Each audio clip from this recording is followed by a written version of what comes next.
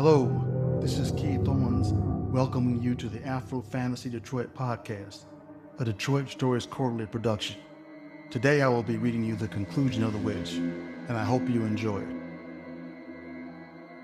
Could it have been Mora? Possibly. There was a familiarity, something vaguely recognizable beneath the skin-crawling tones, but it was just a hint of someone or something she might have known, maybe in another life. But now what she heard was the oral embodiment of hatred, and that hatred was directed at her. But why? What had she ever done to spark such strong emotions? Until tonight, Donatella had only whispered through life, barely being noticed by anyone except Mora, and being just fine with that, because she hadn't ever felt like she needed to be noticed by anyone else until tonight. Before this one special night, having her one true friend was all she ever needed. So if this was some perversion of her beloved Mora, it's time, little girl. Mora? Something pulsed in the silence, like a muffled heartbeat, an affirmation. Mora, please, I'm scared. What is this? Why is this? I don't... Shh. Mora, you're all grown up now, little girl. I didn't want to see it, but I do now. I thought you and me forever, but that was silly. Since when has anyone ever granted a wish to a witch? But can't we leave whatever this is, and this is me, little girl. This darkness is me. I thought you should know who your Mora really is before I'm gone. You didn't like when I let people see the costume of my flesh, when I tried to become more like you. So maybe it's better you remember me as I am, as all witches are. We are the sisters of darkness between the light. I saw something in you, Donatella. I thought the time would come when you could enjoy me complete, could join us. I loved you, Donnie. The love is the one thing that can kill a witch quicker than any other. I always knew that, but I wasn't willing to accept it. But you're my only friend. What am I supposed to do without? How am I supposed to survive? Where am I supposed to go? Slowly, the suffocating darkness began to fade and break apart, like clouds abandoning a storm, revealing the scattered details of the home Donatella had thought she was returning to.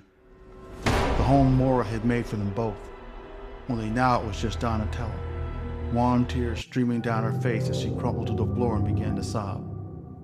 Where am I supposed to go? The Truth and Marcellus. Her voice was no longer raping the insides of my skull, but having this thing tour with me using Mom's voice was far worse. I resisted the urge to lunge at the swirling mass of flesh and fluid because I figured that's what she wanted. Also because I could hear the memory of my real mother's voice warning me against making a decision that could get me killed, or worse. I had never considered the possibility that there could be much of anything worse than death, but as I experienced this surreal scenario taking place during what was supposed to be my lunch break, it occurred to me that death might be far preferable to whatever kind of eternal pain this thing might have the power to inflict. Yeah, just look at me, I said sarcastically. Who could ask for anything more than where I am right now? You could, Marcellus. That's who. You could ask for anything you want, dear heart.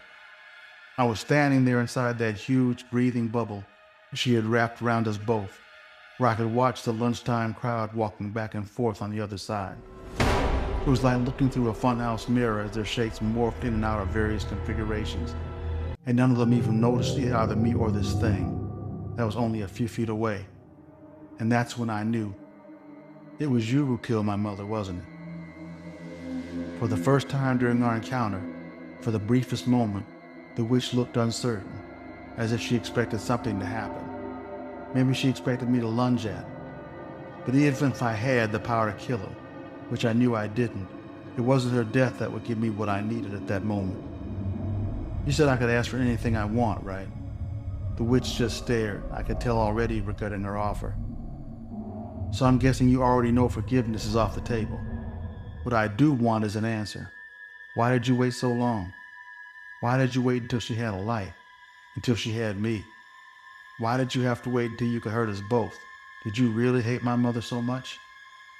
The witch shook her head. If I had hated your mother, then I never would have left, dear heart. I left because I loved her, and that's also why I came back. I came back because the love I have for your mother wouldn't die. And so I thought, but why did you kill her?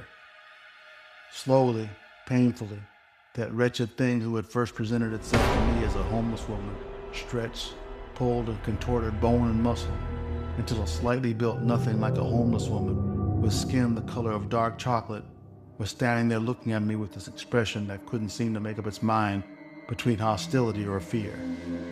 She wore a loose-fitting autumn-colored gown with wide sleeves that draped to the ground. She had this short silver afro that seemed to float on top of her scalp, the way seaweeds wave underwater. Your mother loved me, she said. Maybe so, but then that makes me want to know even more why you'd want to kill him. I could tell she was weighing whether or not to answer me, or maybe she was deciding whether to tell me the truth. And then, I killed your mother because I couldn't forget her. That's when I smiled, which confused the witch. You know what my mother always told me? She shook her head, no. My mother always told me that the dead stay with you longer than the living. And now I know what it is I want. That is, if you're a witch of your word. And what is that, she asked, trying to hide the nervousness in her voice. Kill me.